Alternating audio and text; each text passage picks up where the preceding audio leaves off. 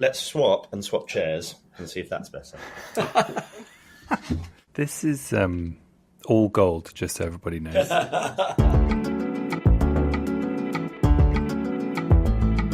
Hello everyone, welcome to Homo Sapiens, your neighbourhood queer podcast, no less. How is everybody doing? I'm fine, I'm in Australia. But I'm not alone today, you see, because it might be nighttime here in Australia, but it's morning in London. And sitting opposite me on Zoom, I have international power couple, Mark Gatiss and Ian Hallard.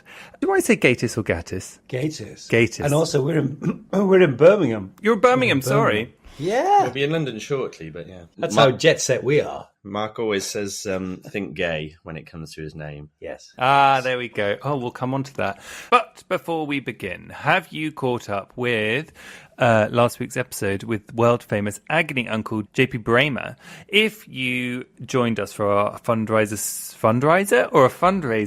with Stonewall last night, a massive thank you for coming and donating. Keep emailing us. Stay in touch, listeners. hello@homosapienspodcast.com or on Insta at Homo Sapiens, and tell me what you thought of the episodes. You can even tell us what you think of this one. And you can get in touch with us on our Instagram with all of your news at Homo Sapiens. Okay, so neither of these guests need an introduction, but I'm old-fashioned, so here we go. Mark Gatiss, got that right, is an actor, writer and producer famous for starring in shows such as The Legal Gentleman, Doctor Who, Sherlock, Game of Thrones, Doctor Who, written twice, Poirot, and very close to my heart, Map and Lucia, and soon to be the new Mission Impossible. And Ian Hallard is the actor and writer you will know. Whovians will know from Doctor Who. Sherlockians will know from Sherlock. Poirovians will know from Poirot, and the boys in the band, who's collaborated with Mark on many projects, right, boys? And the latest of which is the new comedy play, The Way Old Friends Do, which is a show that is for all you Abba fans.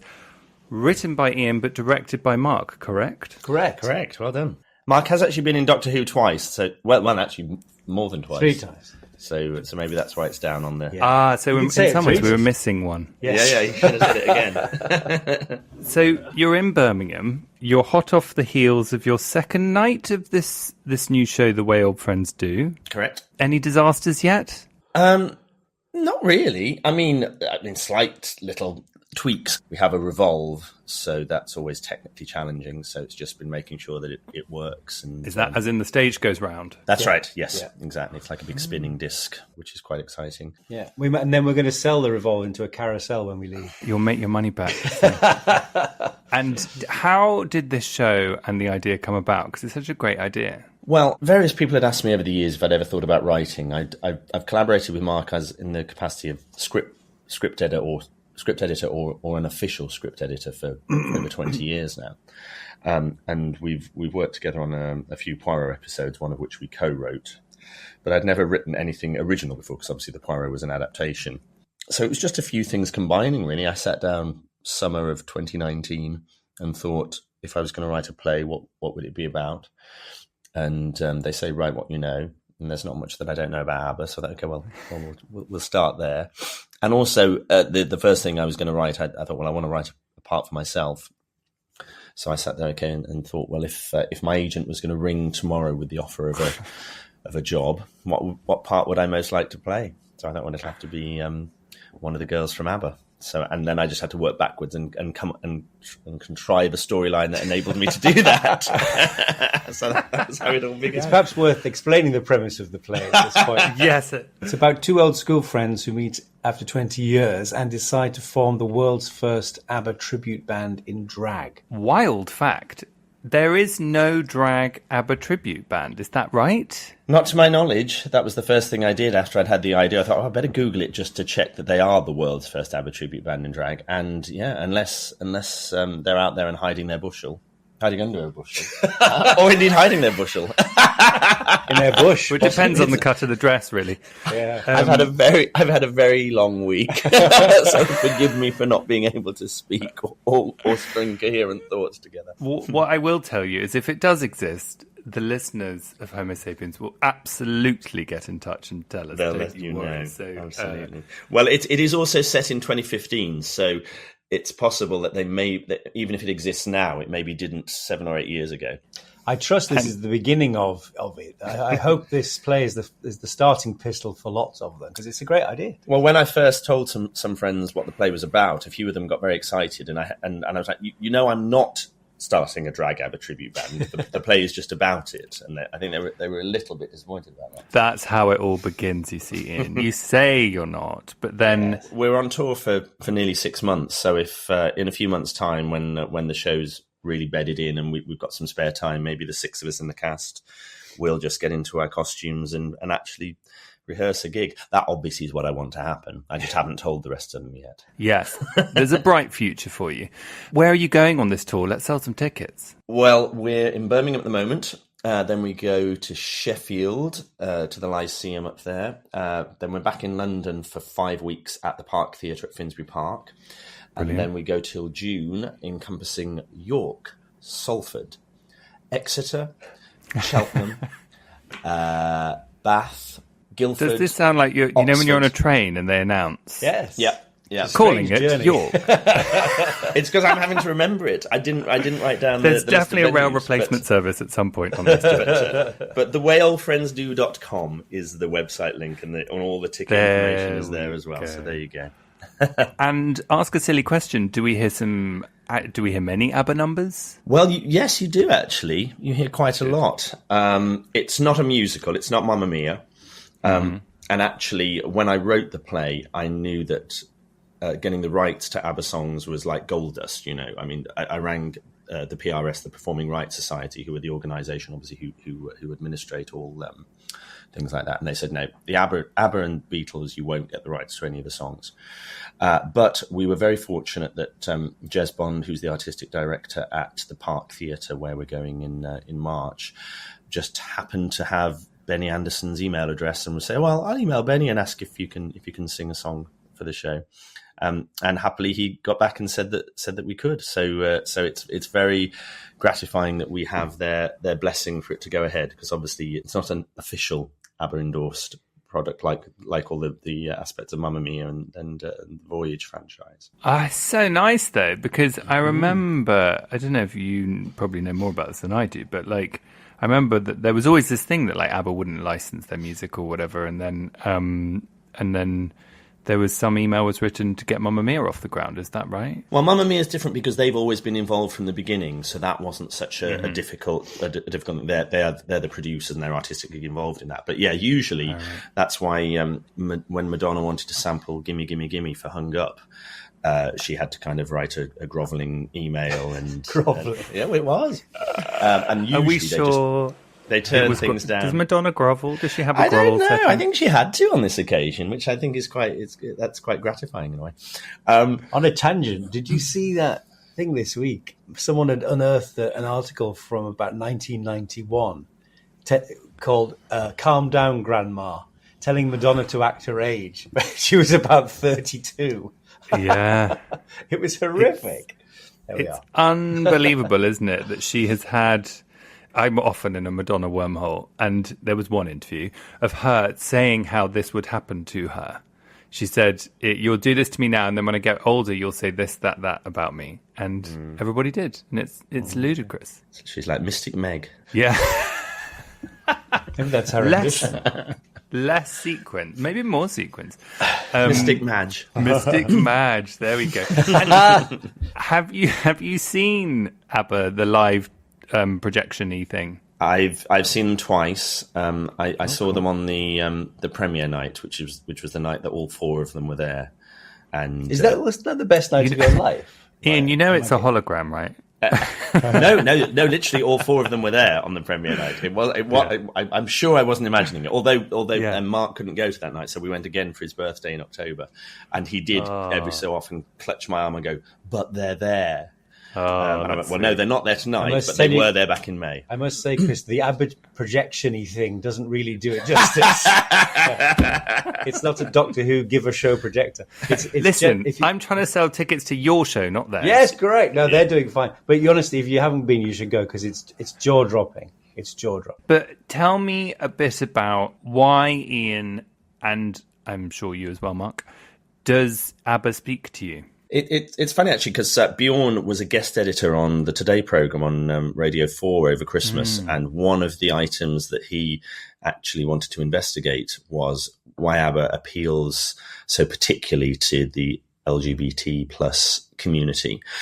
And I don't think it's possible to come up with a definitive answer. It's a peculiar thing. Why should it speak to queer people in a way that it does so strongly? They've been a constant in my life. My mum was pregnant with me in 1974 when they won Eurovision. I should point out she didn't become pregnant in that moment. It's not like it wasn't some kind of immaculate conception via Waterloo. But then and then I grew up with mum playing the records, and those are the earliest memories of my childhood. Mum knitted me a pair of blonde yellow plaits so that I could dance around the living room pretending to be Agneta to take a chance on me. Amazing. And 45 years on, I'm doing that professionally on stage. Taking your time. It's been quite a journey. What a journey. Do those plats still exist? They don't, sadly. And Mum was just saying that we don't have a photo of it either. It's a real shame. It would be lovely if... it would. Yeah, no, we don't still have them. And Mark, did it strike your soul so deeply as well? Well, I've always really loved them. I mean, I'm old enough to remember Waterloo, 1815. Very well. And it's funny, isn't it? It's strange how the bits you remember. Doctor Who is my ABBA, see what I mean? So right. Ian has a relationship with Doctor Who like I have to ABBA. So there are certain things that stick with you. And when you're not an Uber fan, you kind of go, oh, yeah, I remember. Weirdly, the thing I remember the best was The Day Before You Came, which is right at the end. I remember really liking that song, I think because it's so melancholy. And being very aware of all that stuff towards the time they were splitting up. But, I mean, they were just the soundtrack to growing up in the 70s and early 80s. And I mean, I didn't know any details. I remember when the first year we met, we went on holiday to Venice. And we had to get a Vaporetto across the Lido every morning. And everybody, I made Ian tell me the history of ABBA. That I remember distinctly. The whole sequence. It was like a brilliant way of spreading. We had kind of little installments. Yeah, we? It was like Scheherazade.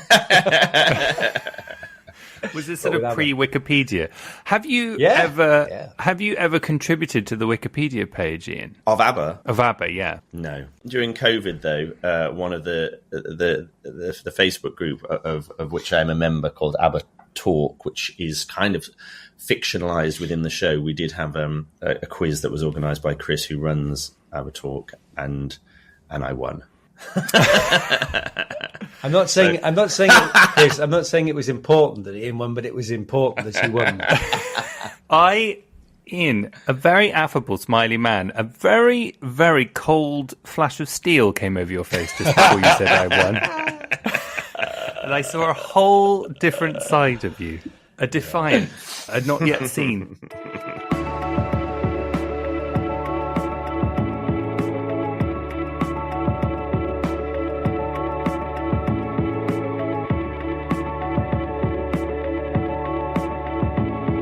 You're working on this together.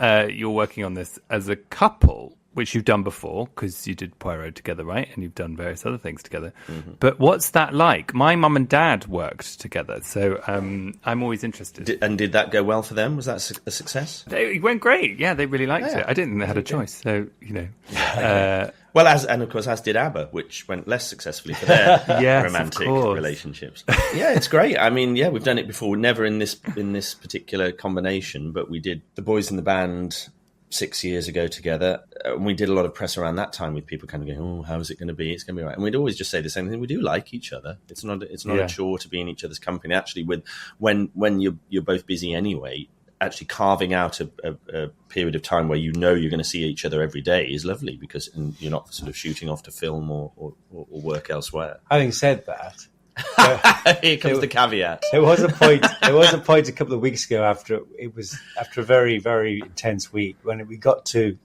the Saturday when it was a day off, and it was sort of like I said, I've got to be able to shut the door, because if I was directing someone else's play, I would be able to shut the door now. Yeah. And I need we need to not talk about this today, so we could actually depressurize and think about something else. But that's the way it works, isn't it? I think it would only become combustible or unhealthy if you weren't able to be that honest about it and say we need our own space and time to do different stuff, just so we come back at it fresh on Monday morning. Yeah, you got to be. That's my way. I'm subtly saying that because today is our day off, and I don't want to talk about it. And here we are. Mark is also doing a few help hand gestures at the screen. I What is that? Yes. What's that sign?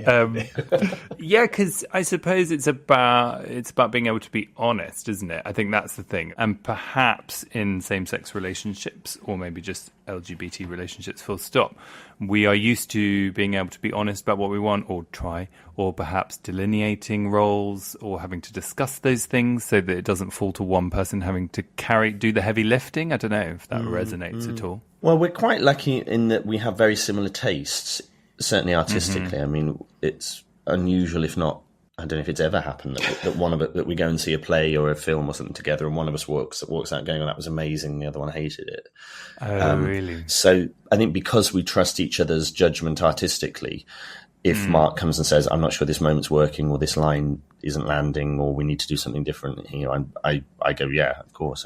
And even down to we're just having discussions about fine tuning front of house music, which is what people listen to when they come and sit down. So no, I think that just having that level of confidence in each other's judgment is helpful. If you doubted that, well, I wouldn't have asked him to direct the play if I didn't think he couldn't. I mean, you do after 24 years, you do develop a kind of sixth sense. So and it's a cliche to say, but you do sort of finish each other's sentences. You can finish that one if you like, etc. But we'll often, we'll be watching something or something will happen, and we'll just catch each other's eye, and it's like a little notation. Just yes, I saw that. Don't worry, I know that. I know what's going on there.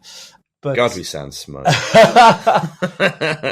Don't hate us. I was going to say, I've lost my thread now. It's gone. But it's interesting listening to you because while you find your thread, I'll slag off my own marriage. So me and my husband we are very symbiotic, and there's lots of things that we're very aligned on, but we do not have the same sense of humour.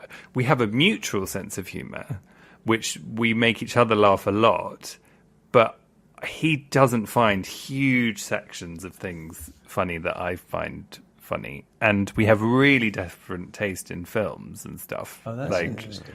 And television. We cannot watch the same TV unless we occasionally will align on certain things. Map and Lucia being one of the things that we both adore. Actually, that's funnily nice. enough. Yeah, and it's very interesting that you say that you're very, very aligned. Neither is right, if you know what I mean. But it always makes me laugh because I'm always like, how do we get on so well when we just absolutely have such different sense of humour?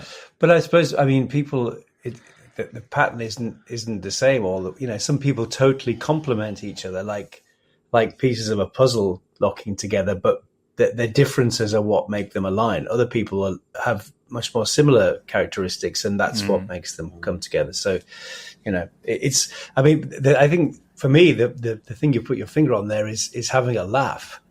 I think Forster was onto something with only connect, but the brackets should be only connect with a laugh, because that's what that's the fundamental thing to me. It really is. It's those sort of Burton and Taylor relationships you read about, these incredible tempestuous love affairs, which are all very well to read about, but hell to live. But actually, the bits you like the best, I think, are when you see that people are having a good time together, and you think, well, why would you not? It's really, to me, the fundamental of it all. There's a brilliant story, weirdly, about Burton and Taylor when he took her back to Wales, to Port Talbot. And they just went to the pub. They arrived in a Rolls Royce, and it was like a royal visit. And he just took her to the pub, and she apparently had the best night of her life. He would just literally give her a $5 and say, "Go and get us a couple." And she just went to the bar, and for one night she allowed herself to be just a woman in a Welsh pub. But the next day she probably wanted to fly back to Hollywood. That's amazing, though, isn't it? I'm going to pause us all there. I'm going to say it's time for a break. Head to the feed so you can listen to part 2 of this wonderful chat. Hello, this is part 2 of all of us, delightful chat with Mark Gatiss and Ian Hallard, talking about their new show. It's a comedy play all about Abba. We were talking about why LGBT people like Abba, and we never actually got the answer. No, that's true. I think it's a combination of things. I think, well, I don't know. All I can speak about, I guess, is why I like them, and I'm a gay man. What? Whether that's universal. That joke never fails. It never doesn't work. I mean, their voice, the two women's voices, just kind of touch me emotionally in a way that no other singers do. I think the songs are amazing and the production's brilliant. And I think sometimes the kind of the camp, I don't know. Again, they are camp, of course they are.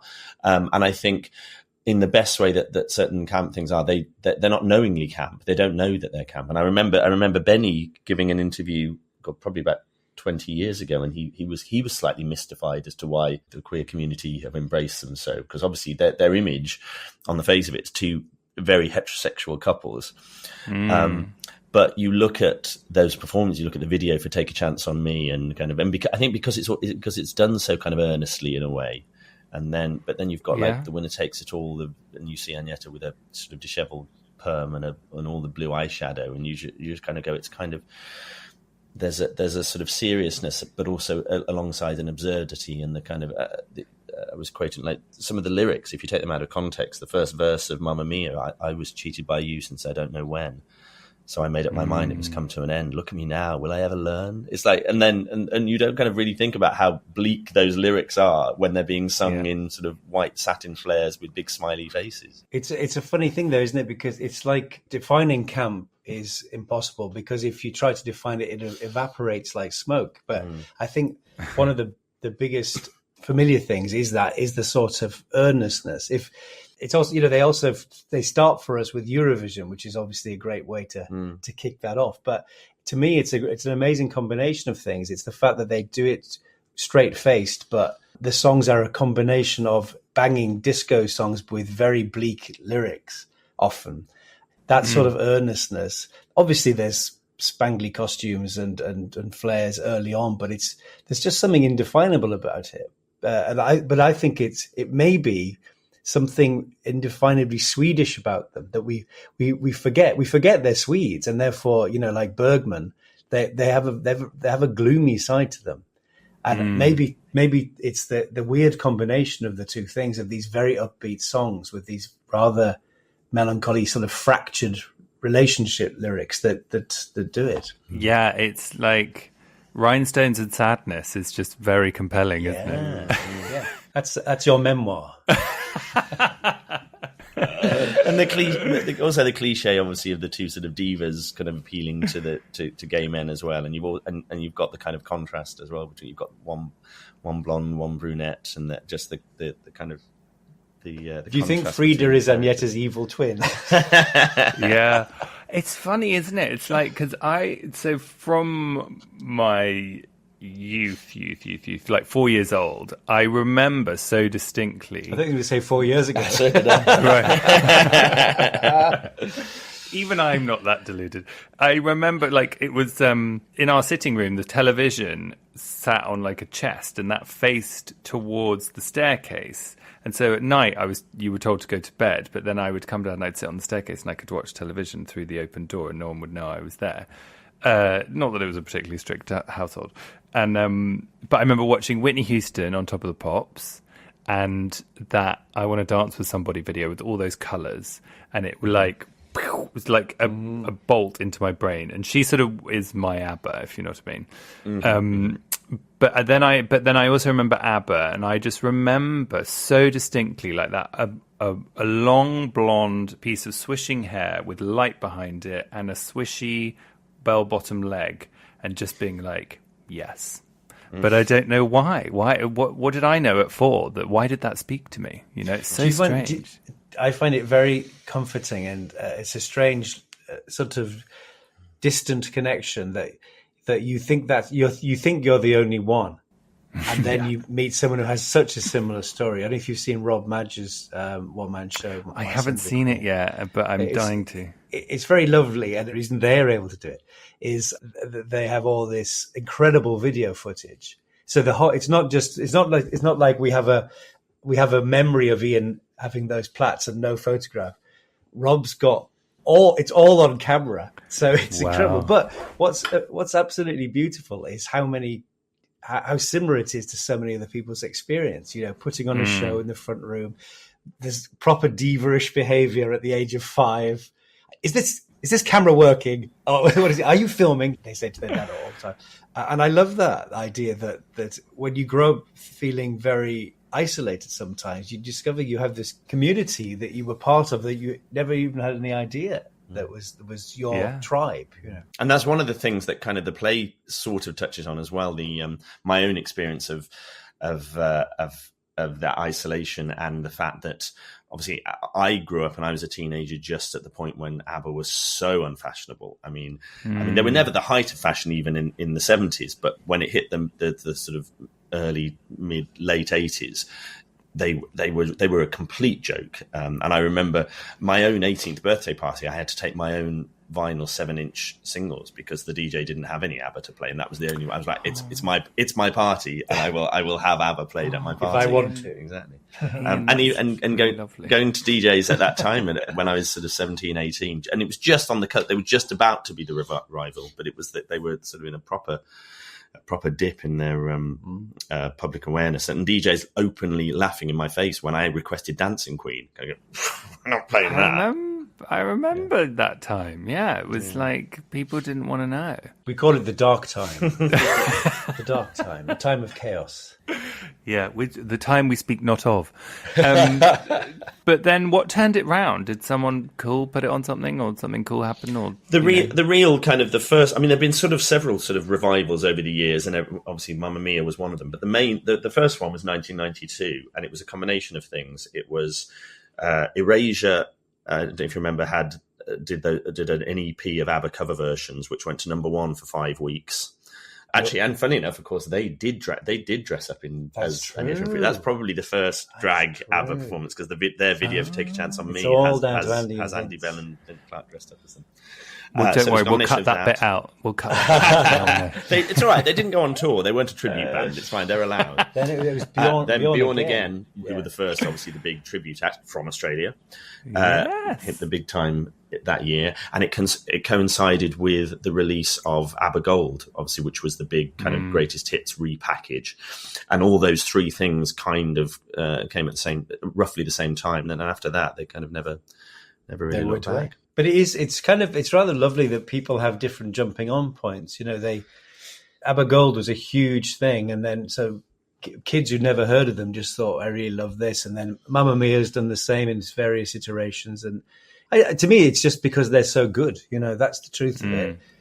It doesn't always happen. There are people who are neglected who should be much better celebrated, but ABBA are just really, really, really good. And I think that lasts. Yeah. Yeah. I know I should know this. Have they written songs for other people? Yes. Way back in the beginning, they were producing and writing stuff for other artists. Obviously, then when ABBA sort of 74, 75, they just focused on ABBA. Then, obviously, the reason that they kind of went on hiatus in 1983 was to start writing Chess with Tim Rice. But a couple of years later, after they'd finished that, if Frida and Agneta had been available and up for it, it's possible they might have come back together then. But for whatever reason, they didn't. So they did a couple of pop albums with a Swedish brother and sister duo called Gemini. Benny and Bjorn did, which they wrote and produced. And then also another Swedish singer called Josephine Nielsen in the early 90s. They produced an album for her. And they've collaborated on various things. And obviously they've written music and stuff. So they've done quite a bit of stuff. I bet you wish you'd never asked that. I was just about to say, God love a forensic answer. I mean, I was like, literally, what went through my mind is like, has Ian been on Mastermind? Well, there's a couple of, I mean, and there's a couple that obviously they're so ABBA sounding. There's a great Gemini track called "Another You, Another Me" from their first album, which is so ABBA, and it's probably the best song on the album. It's well worth looking up, and you can imagine Agneta and Frida singing that one. Yeah, because it's interesting. Because do you remember where there was this kind of Bee Gee-fication of pop music when the Bee Gees were huge, and then they wrote all Barbra Streisand songs and all these other songs that when you put them next to each other, they're just Bee Gees tracks. Like, what's interesting about that was that they did that because they were so huge, they became massively unfashionable, and the only way they could get their songs made was to write them for other people. But yeah, it is extraordinary how Bee Gees they are. Well, and not only that, of course, but they didn't only write them, but they're doing very prominent backing vocals on stuff like Chain Reaction by Diana Ross. It is like the Bee Gees feature. You can just hear that Diana constantly, can't you? Yeah. Whereas at least Benny and Bjorn, they were never going to be singing on their own songs. So it doesn't sound like ABBA in the same way. And I think that's the thing. No matter how brilliant the songs are, there is still that the magic is slightly missing because it's not sung by Frida and Agneta.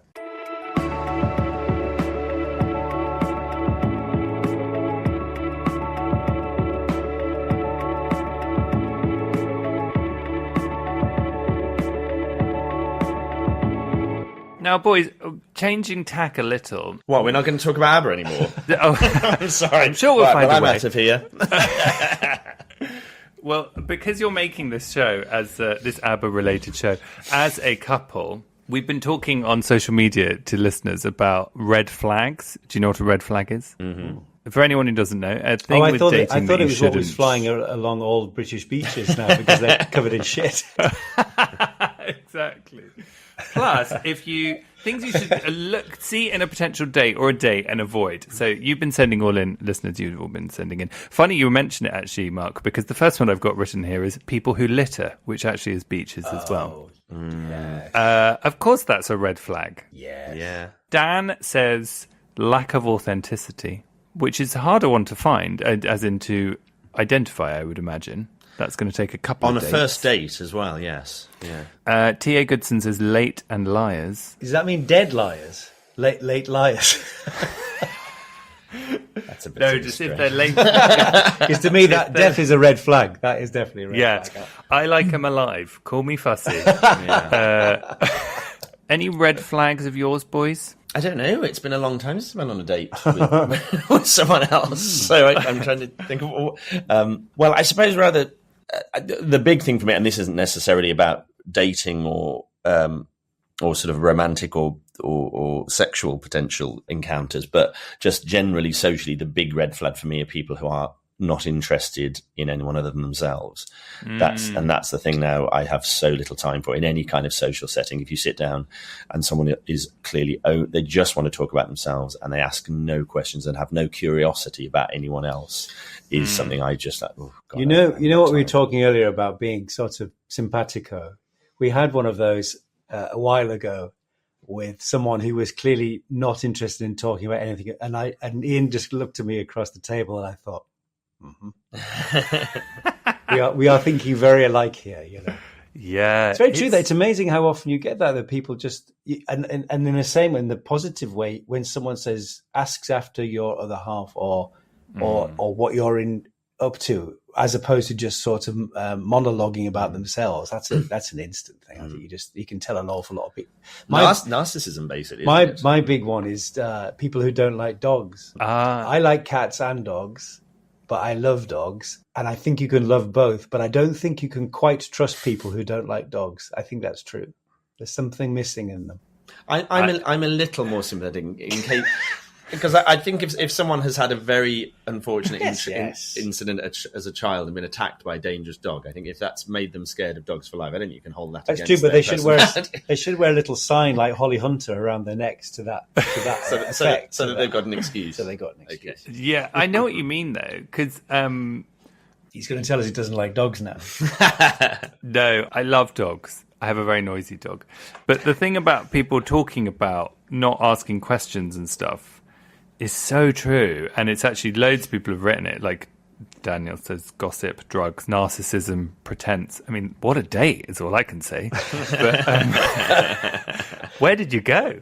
But it's like, I feel sorry for people who don't listen and who don't ask questions, because you're missing out, and if you sit and talk to someone, you can learn stuff from them and learn about their lives, and you'll walk away learning something. Sorry, I'm talking over you. Shut up! Stop talking. I want to talk about me. Do you remember a great interviewer called Mavis Nicholson? I don't remember Mavis Nicholson. Right. She used to be on Afternoon Plus when I was a kid. She died last year. She was a really great broadcaster. Her speciality was she would interview people in the middle of the afternoon on TV when sort of daytime TV started. But people were never unplugging things. It wasn't a chat show circuit thing. Unlike this. Yeah. I remember that's when I first came across James Baldwin, who I knew nothing about. And she did this incredible interview with Kenneth Williams, which is unlike anything else he ever did, where he talks very candidly about his suicidal tendencies and all. It's extraordinary. But she was brilliant at it because she just listened to people, and she had interesting people on who wanted to talk about stuff, not necessarily just plugging what they were their latest play, say. But it's a bit of a lost form, really, I think. And I suppose podcasts have kind of brought that back because there's so much more content and people are interested in listening to people's stories. But I find it very heartening because we're constantly being told that everyone's attention span has shrunk to 2 seconds or something, and actually people are committing to long form dramas and books and podcasts and serials because they really love the unfolding nature of people's experience, and I think that's very gladdening. Well, that's what's interesting about it, isn't it? You say people's attention spans are getting shorter, but then they are doing, like you're just saying, doing all those podcasts and things. And I think it's actually, they're just not getting it elsewhere. So then they end up retreating to these longer form things because we're used to things happening over a long period of time. Like we had a baby 9 months ago. Congratulations. Thank you. And like spending time with her, I'm like, this is the perfect way to get to know someone. You don't talk for the first year. Like you can't. You just communicate with signs. I find everything she does funny. She finds everything I do funny. Like, what a great kickoff, And things that are slower are better, I think. Although it's a red flag on a date if you don't speak for a year. Yeah, wait till year 3, then do It depends on the kind of date, isn't it? If you're doing other stuff that you're enjoying more, maybe you don't need to speak. I knew this would take a filthy turn. This tawdry podcast. Well, actually, yes. Grant Walker says those are only ever on transmit. So transmit mode, which I presume sort of means the same thing. Yeah, very much so. Telling me about their recent sex life and asking me about mine. I've never had that on a first date. Negative people.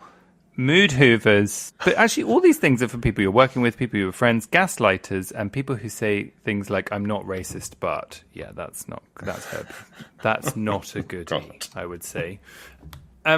Boys, so let me ask you a question. I'm moving away from not gaslighting, red flags. Gaslighting. I'm going to stop gaslighting you both. What's next for you both? I mean, you're at the beginning of your tour, right? So that's probably going to be keeping you busy. Yes, yeah, I'm doing this till June, so I don't know what will happen after that.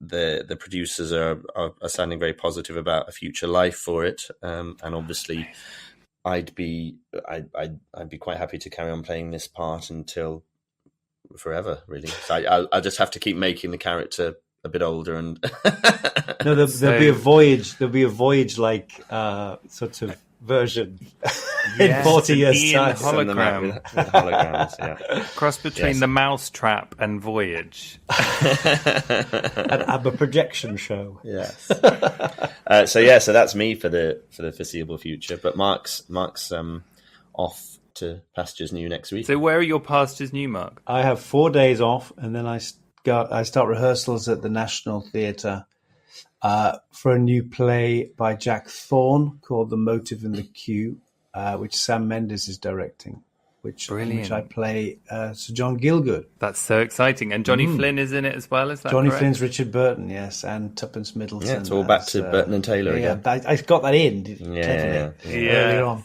I teed it up. Yeah, very exciting. Wonderful. Absolutely terrifying. Perhaps the biggest challenge of my entire career. But I've got 4 days to prepare. And the biggest challenge for me is because Mark is going to have to recreate and reproduce John Gielgud's hairstyle.